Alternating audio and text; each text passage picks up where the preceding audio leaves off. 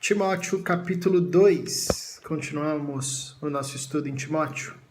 A gente tem que sempre lembrar que Timóteo é uma carta que Paulo escreve para um pastor. Timóteo, uma carta que vai tratar de assuntos relativos à conduta desse pastor e assuntos relativos à vida em comunidade. A gente precisa entender e lembrar disso sempre, para a gente não tirar os ensinamentos do apóstolo do contexto e aí não conseguir compreendê-lo em sua profundidade. Bom, a temática desse capítulo 2 é a oração. Paulo está chamando Timóteo a ser um pastor que ora e a ser pastor de uma comunidade que ora. Paulo está escrevendo para essa comunidade, exortando, encorajando-os a orar em todo o tempo. E aí ele vai usar 4 expressões aqui para definir o mesmo movimento que a oração. Ele vai dizer e encorajar o povo a suplicar, a orar, a interceder e a dar graças. Tudo isso está relacionado à vida de oração. Ou seja, o apóstolo está dizendo, sejam uma igreja marcada pela oração.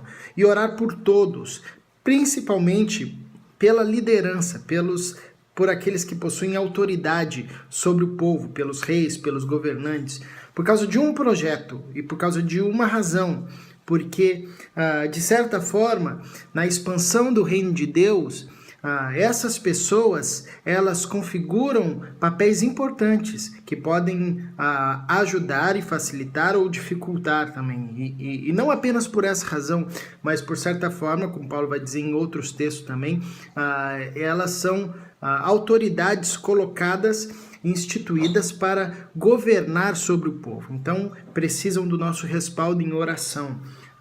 Paulo também vai declarar que é um negócio interessante, que é o desejo de Deus que todos os homens alcancem a salvação e o pleno conhecimento da verdade. Por isso, nós devemos orar também, por causa desse desafio, desse desejo de Deus, que é que todos os homens cheguem à salvação e ao pleno conhecimento da verdade, e o desafio que nós temos, que é a dureza do coração humano e a maldade da humanidade, que não consegue reconhecer a Deus. Então, diante disso, como é que nós nos portamos? Orando. Como igreja, nós somos chamados a orar também.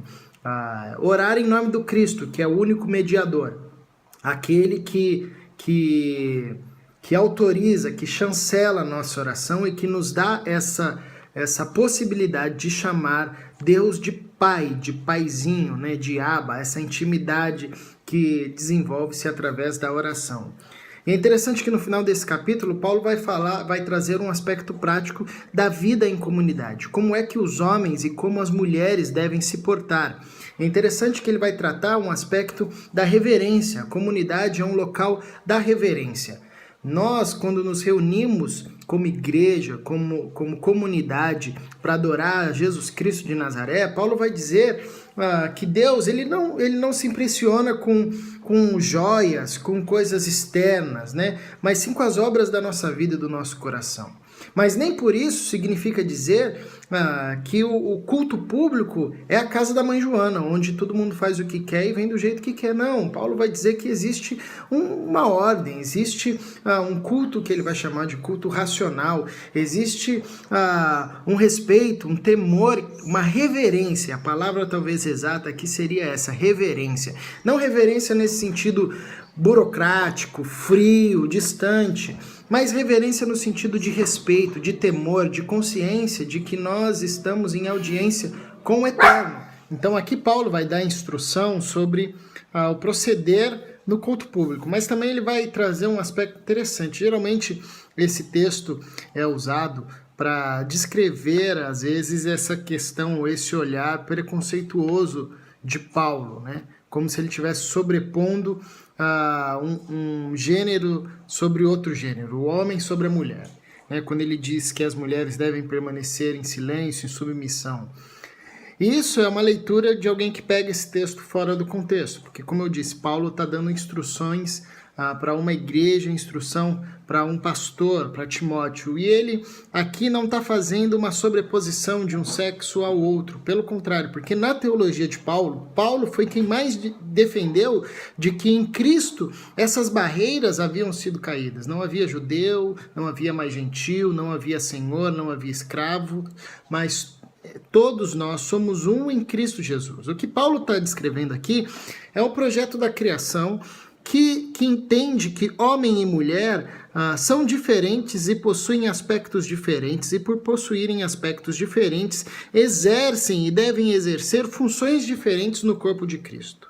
Ambos ligados um ao outro pela submissão. Como Jesus disse, aquele que quer ser o maior, seja o menor. Aquele que quer ser servido, seja o servo de todos. E aqui é a proposta que Paulo resgata, que mulher e homem na comunidade cristã têm papéis definidos e funções diferentes. E ambos devem desenvolver isso a partir da submissão um ao outro. É por isso que Paulo está falando dessa questão de divisão e de função e de submissão no capítulo onde ele está se dedicando a falar sobre oração. Porque quem se pauta pela oração se coloca como servo de todos. Em um ambiente marcado pela oração, não há problema em haver submissão de homens a mulheres e mulheres a homens, e não há problema de enxergarem as suas funções como funções diferentes. Então, a função do homem é diferente da função da mulher dentro do corpo de Cristo. Como a função de cada um é diferente uma da outra. Cada uma tem responsabilidades, atributos e afazeres a partir da forma como foi criado. Mas todos são chamados a servir e todos são chamados a se submeter. Paulo, em outra passagem, quando vai falar a respeito da relação do homem com a mulher, em Efésios, vai dizer que o homem deve amar a mulher como Cristo amou a igreja, né? Quando ele está falando dessa relação no casamento. Então não há aqui nenhuma sobreposição de um gênero sobre o outro, mas um convite através da oração, da submissão e do discernimento da vontade de Deus para que a gente execute, cada qual com a sua responsabilidade, com a sua função, o que Deus tem colocado nas nossas mãos no corpo de Cristo.